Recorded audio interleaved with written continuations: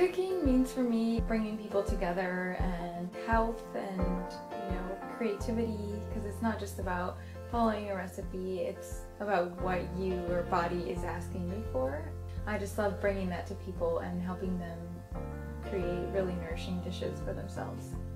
I started my majoring in nutrition and I wasn't necessarily super passionate about it yet, but I took the courses and I started learning more about it, and the more I learned, obviously the more interested I got into it. But it's funny to think back now, when I was in college, even though I was learning this stuff on nutrition, I would be studying at the library and having like this big old tall frappuccino and a bag of chips or candy, and it's just very ironic. So I've learned a lot about myself in my journey, and now I'm just really into holistic health and seeing how that affected and impacted my life. That's what I like to share with people.